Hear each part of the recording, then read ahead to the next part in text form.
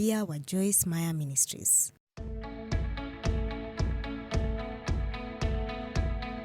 Nimeandika kitabu kuhusu matumaini, na mojawapo ya mambo ninayozungumzia katika kitabu hicho ni jinsi ilivyo muhimu kufahamu mtazamo wa Mungu kuhusu mambo, au njia nyingine ya kusema hivyo ni kwamba tunapaswa kuona hali za maisha yetu jinsi Mungu anavyoziona, wala si jinsi tunavyoziona sisi wenyewe au jinsi watu wengine wanavyoziona. Unajua, mara nyingi tunapokuwa na tatizo tunafikiri hilo ndilo jambo baya zaidi linaloweza kutokea maishani mwetu, lakini kwa mtazamo wa Mungu, yeye hupanga kuchukua tatizo hilo na kulitumia kutekeleza kitu kizuri zaidi maishani mwetu. Hivi majuzi mfanyakazi wetu mmoja alisema kwamba alihitaji kufanya marekebisho mengi katika nyumba yake ambayo ilikuwa ina miaka 14. Tayari alikuwa ameishi hapo na watoto wengi pamoja na mbwa wawili. Hivyo basi kila kitu kilihitaji kurekebisha kuanzia dari mpaka tanuru. Hakuwa na pesa za kufanya kazi hiyo, hakujua atafanya nini, na basi akaamua kumwachia Mungu na akasema, sijui nitafanya kazi hii vipi, lakini ninakutumainia. Basi baada ya muda mfupi kukatokea moto nyumbani kwake. Haikuteketeza nyumba yote, lakini iliharibu kwa kiasi kikubwa. Basi ikawa ni tatizo kubwa kwake. Lakini alisema, mke wake alisema kila mara, kila kitu kitakuwa sawa, ni vitu tu vimeharibika. Mara nyingine tena alisema, ni vitu tu vimeharibika, kila kitu kitakuwa sawa. Basi baadaye ikawa kwamba pesa walizopata kutoka kwa kampuni ya bima hazikutumia tu wakati wa kufanya marekebisho ya sehemu zilizoteketea, bali pia ziliwawezesha kurekebisha sehemu zingine zote, na walisema kwamba baada ya gharama hizo zote walisalia na pesa zingine kidogo. Basi ni vizuri kwamba walikuwa na matumaini hata katika hali hiyo mbaya mno, lakini ni watu wangapi wakikabiliwa na hali kama hiyo watahisi ni kana kwamba ni mwisho wa dunia, kwamba hakuna kitu kitakuwa sawa tena. Lakini tukidumisha mtazamo mzuri na tusaidie na matumaini, tunaweza kuipa nafasi nguvu ya Mungu inayofanya miujiza maishani mwetu, na hakuna hali ambayo Mungu hawezi kuichukua na kuibadilisha ikiwa tutafuata kanuni zake. Kwa hivyo haijalishi unapitia hali gani, wewe inaonekana ni tatizo kubwa sana kwako leo, mbona usitafakari kidogo na ujiulize, je, Mungu ana mtazamo gani kuhusu hali hii? Na naamini hiyo itakuwekea tabasamu usoni mwako na utajawa na matumaini. Mungu awabariki.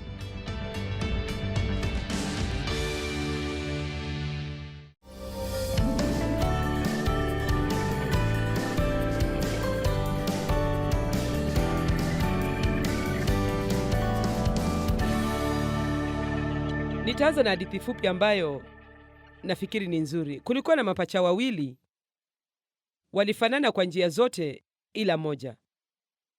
Mmoja alikuwa mwenye matumaini, aliyeona mazuri peke yake katika hali zote. Mwingine alikuwa ni mwenye mtazamo wa kuona mabaya peke yake katika hali zote. Wazazi wao walikuwa na wasiwasi kwa ajili ya mitazamo hiyo ya watoto wao ya kuona mazuri peke yake na mabaya peke yake. Basi wakawapeleka kuona daktari, na daktari alipendekeza mpango. Katika siku ya kuzaliwa kwao inayokuja, yule mwenye kuona mabaya mpeni baisikeli mpya inayong'aa, na mwenye kuona mazuri mpeni mbolea peke yake. Ilionekana ni kana kwamba daktari huyu alivuka mipaka. Wazazi hao hawakumpendelea mtoto mmoja kushinda mwingine, lakini waliona watajaribu kufuata ushauri wa daktari. Basi siku ya kuzaliwa mapacha hao ilipofika, wazazi hao walimpa yule mwenye kuona mabaya baisikeli nzuri sana ya mashindano iliyokuwa na bei ya juu zaidi. Na alipoona baisikeli hiyo, maneno yake ya kwanza yalikuwa, yamkini nitapata ajali naye na nivunjike mguu. Yule mwenye kuona mazuri walimpa boksi ya mbolea iliyofungwa kwa uangalifu mkubwa. Aliifungua, akaonekana kustajabu kidogo, kisha akakimbia nje akisema kwa sauti kubwa, hamwezi kunichezea akili, mahali kuna mbolea nyingi hivi lazima kuna farasi.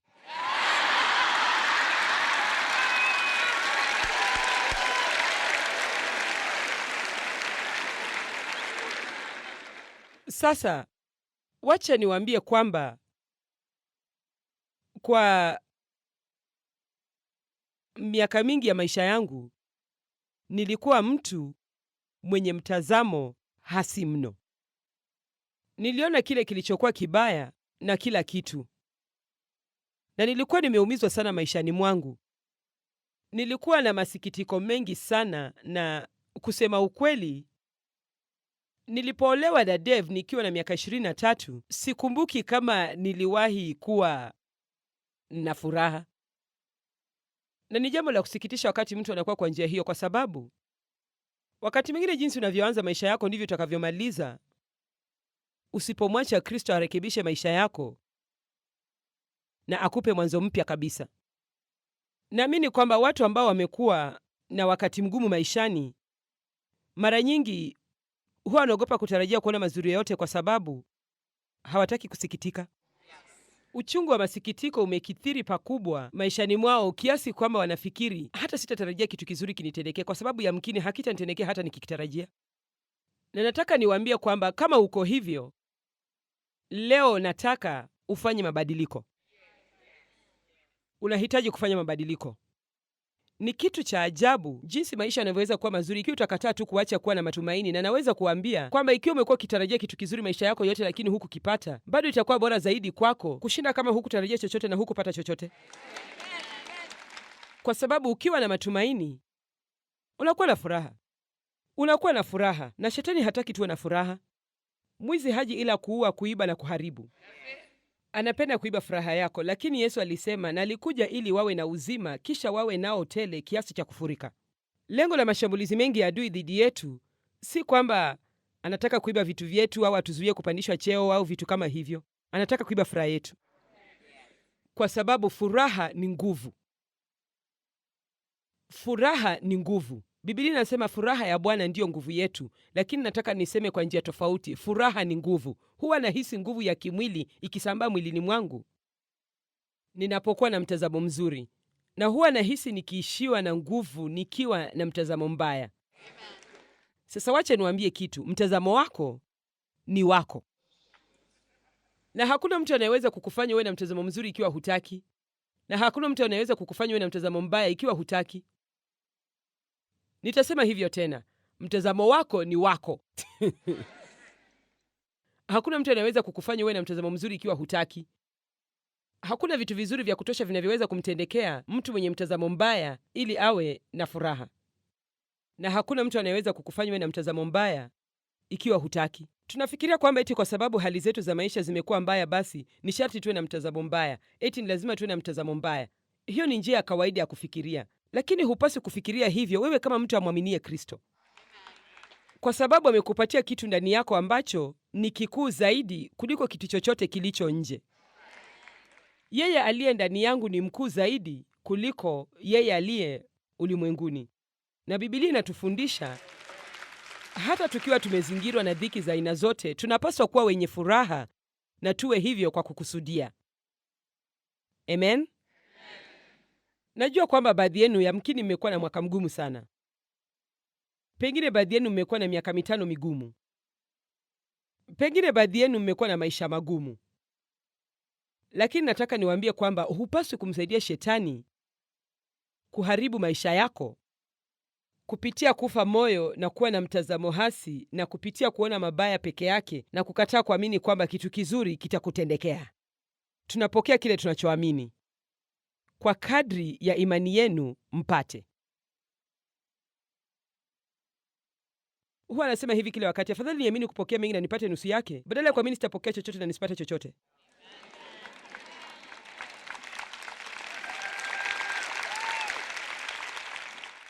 Nafikiri mara nyingi huwa hatuna msukumo mkubwa wa kuwa na matumaini. Huwa ni kana kwamba tunangoja tu kuona nini kitatokea. Basi mimi natumai kwamba mkutano wetu ni mzuri wikendi hii. Unajua, hiyo si tumaini la kibibilia. Hiyo ni sawa na kutamani tu kitu. Tumaini la kibibilia liko karibu sana na kuwa na imani. Walitumainia katika imani. Imani hukufanya uamini kwamba mambo mazuri yanaenda kutendeka. Unaweka imani yako katika ahadi za Mungu. Una matarajio. Ufafanuzi wa maana ya matumaini ni matarajio thabiti yenye furaha kwamba kitu kizuri kinaenda kutendeka. Napenda hiyo. Na ni kitu, sasa sikilizeni ninapowaambia jambo hili, kwa sababu watu wengi hufikiria si kupenda kwangu ikiwa siwezi kuhisi hivyo. Hatuzungumzi kuhusu jinsi tunavyohisi, tunazungumza kuhusu kile tunachoamua kuamini. na kile tunachoamua kusema. Na najua nimekuwa nikisema mara kwa mara wikendi hii, fungua kinywa chako na useme kitu kizuri, kwa sababu kile unachosema hutoka na kuingia masikioni mwako, kikaingia ndani ya roho yako, na unaweza kujinenea mwenyewe na ukawa na hisia nzuri. Nimesema unaweza kujinenea mwenyewe na ukawa na hisia nzuri. Unaweza kujinenea na ukaacha kuwa na hisia mbaya. Unaweza kujinenea mwenyewe na ukaacha kujionea huruma. Na unafanya hivyo kwa kutumia neno la Mungu. Matarajio thabiti ya kuona mazuri yanahusu siku za usoni ambazo bado hujaziona. Matumaini ni kuwa na matarajio yenye furaha ya kuona mazuri. Januari hii nilianza kutamka jambo hilo mara kwa mara maishani mwangu binafsi. Ni siku chache tu mimi hukosa kutamka hilo, na nimekuwa nikihimiza watu kila ninakoenda, na hata imeonyeshwa katika runinga. Kama ningekuwa wewe, hata kabla sijaweka miguu yangu sakafuni asubuhi, au fanya hivyo dakika chache baada ya kuamka, fungua kinywa chako na useme. Na naposema fungua kinywa chako, namaanisha tamka kwa sauti, kitu kizuri kitanitendekea leo. Na usiachie hapo. Endelea ili umfanye adui akasirike kabisa. Sema, na kitu kizuri kitatendeka kunipitia mimi leo. Kitu kizuri kitanitendekea leo, na kitu kizuri kitatendeka kunipitia mimi leo, kwa sababu tumebarikiwa ili tuwe baraka. Usitake kubarikiwa tu. Tumebarikiwa ili tuwe baraka. Mungu alimwambia Ibrahimu, nitakubariki na nitakufanya uwe baraka, nitakufanya uwatendee wengine mema. Tumaini ni mtazamo mwema na fikra nzuri.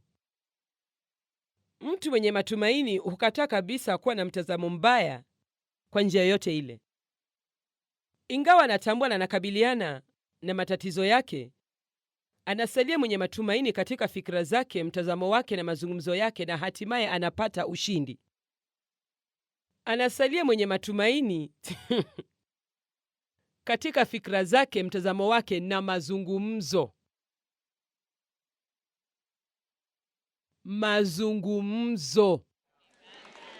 Mazungumzo. Mpaka hatimaye anapata ushindi. Mtu yeyote anaweza kuamua kuwa na matumaini. Ikiwa sitaweza kuwashawishi mfanye hivyo leo, basi napoteza wakati wangu. Kwa sababu ikiwa tutaacha hisia zetu na hali zetu ziamue kama matumaini yetu yatakuwa juu au chini, basi adui ndiye anayetutawala. Ni kana kwamba tumempa funguo za maisha yetu na tukamwambia, haya, fanya utakalo na mimi. Lakini kila mtu anaisikia sauti yangu wakati huu, ikiwa ni kupitia runinga au njia nyingine yoyote, pengine unatazama kwa mtandao wa kijamii, uko katika chumba hiki, unasikiliza katika redio, unaweza kuamua leo kuwa na matumaini makubwa.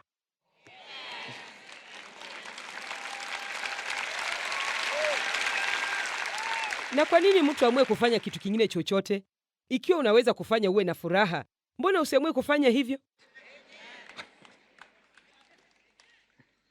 Fikra zako, mitazamo yako na matamshi yako ni yako wewe binafsi, na hupaswi kungoja uwe na hisia fulani maalum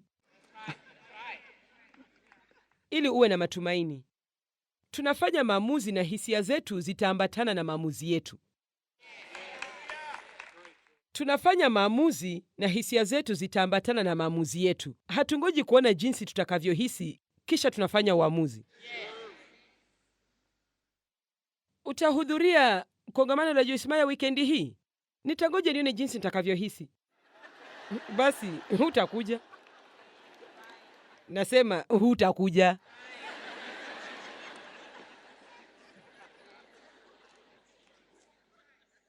Napenda Warumi 15:13. Inasema, basi Mungu wa tumaini na awajaze ninyi. Mungu wa tumaini. Yeye ni Mungu wa tumaini. Yeye si Mungu wa kukosa matumaini. Yeye ni Mungu wa tumaini. Basi Mungu wa tumaini na awajaze ninyi furaha yote na amani katika kuamini. Na kuamini ni kuwa na matarajio mazuri. Ni kuangalia ahadi za Mungu na kusema, hizi ni zangu, na naamini kwamba Mungu anaenda kutekeleza ahadi hizi maishani mwangu. Jamani, jipiganie wewe mwenyewe. Usikae tu na kuzubaa na kutamani kwamba kitu kizuri kitakutendekea, au kitu kibaya zaidi, ukae tu ukionea watu wengine wivu kwa sababu wana vitu vizuri. Eti sijui kwa nini hakuna kitu kizuri kinachonitendekea. Mimi najua ni kwa nini. Ni mtazamo wako. Sema asante Mungu kwamba umewabariki, na mimi pia niko katika mpango huo.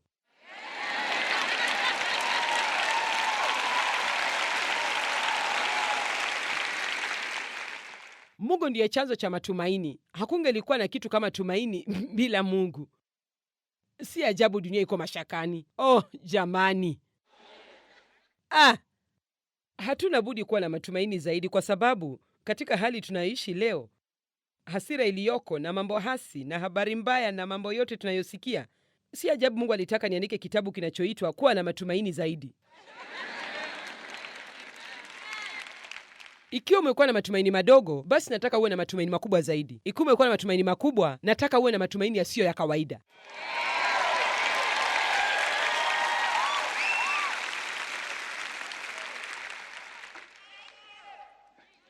Karibu. Kuwa na shaka na mtazamo hasi huiba matumaini yako, huyazuia. Unapohisi huna matumaini au uko chini kwa njia yoyote, unahitaji tu kufufua imani yako na mtazamo wako mzuri. Kitu kizuri kitanitendekea leo. Kitu kizuri kitatendeka kunipitia leo. Sijali hata kama itakubidi uchukue saa moja na utembee nyumbani mwako uiseme tena na tena kwamba kitu kizuri kitanitendekea. Mungu ni mwema na kitu kizuri kitanitendekea. Ikiwa Mungu anaweza kubariki mtu yeyote, basi Mungu atanibariki. Kitu kizuri kitanitendekea. Amen.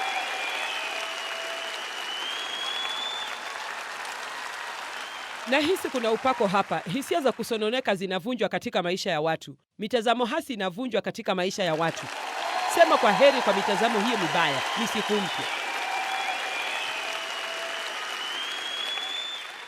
Unajua Joyce, niliamka leo asubuhi na nikahisi niko chini. Sawa basi, hata mimi sikuhisi mchangamfu sana.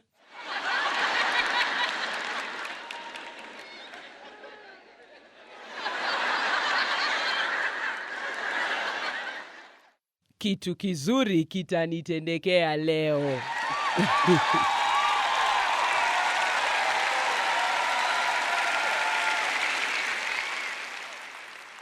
Jamani, majira ya asubuhi yanaweza kuwa mabaya wakati mwingine.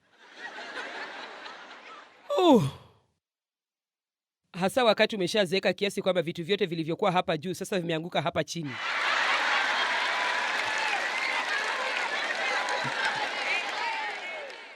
Ni jambo la kushtua, ni kama vinaanguka vyote kwa mara moja. Ni hivi.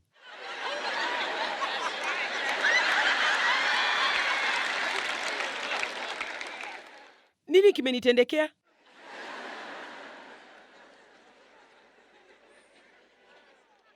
Ingawa hatuwezi kujizuia kuwa na hisia hasi, tunaweza kuzifukuza kupitia kuwa na mitazamo, mazungumzo na matendo sahihi. Mithali 15:15.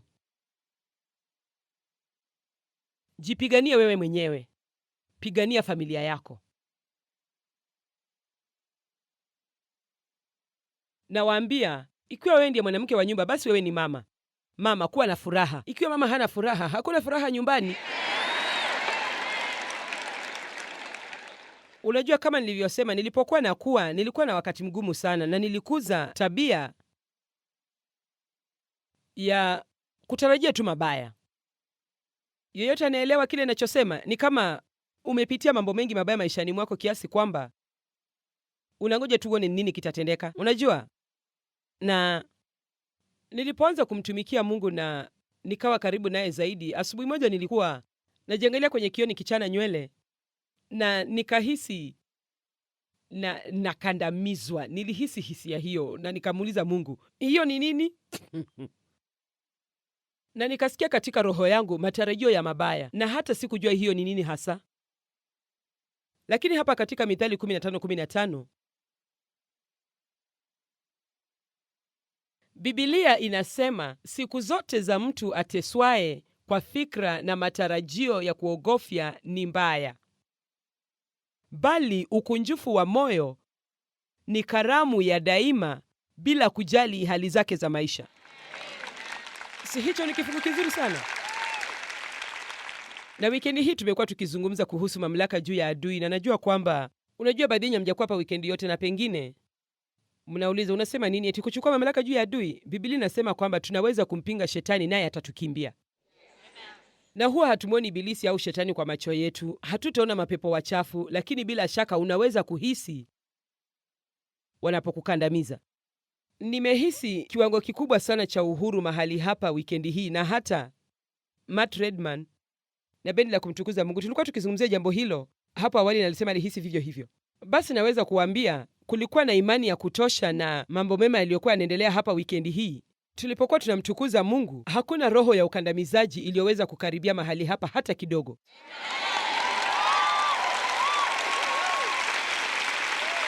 Amen. Kwa hivyo unapohisi roho ya ukandamizaji katika anga yako, unahitaji kusema tu, nampinga adui katika jina la Yesu. Sitawekwa chini, sitakufa moyo, nitaweka tumaini langu katika Mungu, na naamini kwamba kitu kizuri kitatendeka maishani mwangu. Mungu ni mwema na atakuwa mwema kwangu.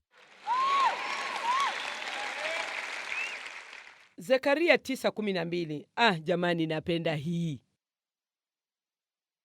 Irudieni ngome ya usalama na mafanikio, enyi wafungwa wa tumaini. Jamani.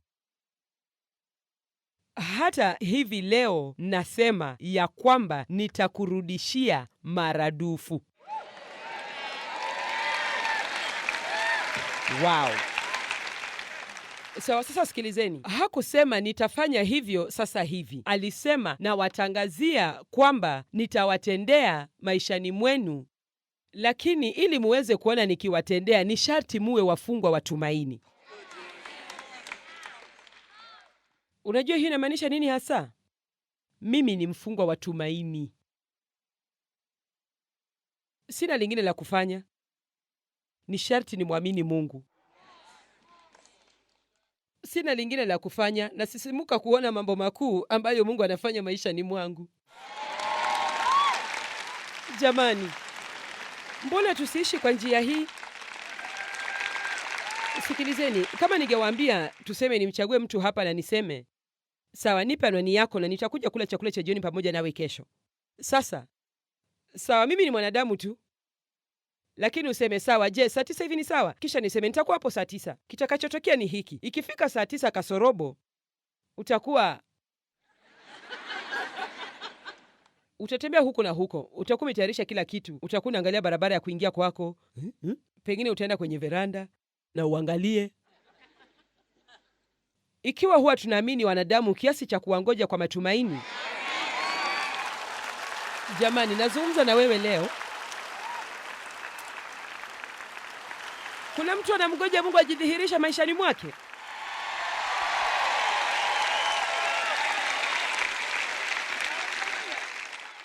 Unajua, katika wakati huu tunaoishi, tunapaswa kuwa tunangoja kurudi kwa Bwana. Alisema naja. Katika saa msiyodhani, naja. Unajua, Wakristo wa hapo mwanzoni, ukisoma Agano Jipya, nimekuwa nikigundua jambo hilo mara kwa mara. Daima walikuwa wanasema, fanyeni hivyo kwa sababu Bwana anakuja karibuni. Hata hivi majuzi niliona katika Wafilipi, Paulo akiwahimiza, ishini pasipo na ubinafsi kwa ajili Bwana yu karibu kuja. Nafikiri tunahitaji kutafakari zaidi kuhusu uzima wa milele. Basi, je, nisipopata kila kitu ninachotaka nikiwa hapa duniani, nitaamini kwamba nitapokea? Nitatarajia kupokea. Na nikitoka hapa na niingia katika uzima wa milele ili nipokee, bado nitapokea. Kwa sababu nikifika huko kila kitu kitakuwa changu. Na wewe utakapofika huko kila kitu kitakuwa chako. Utafahamu kama vile unavyofahamiwa. Hebu tafakari hilo.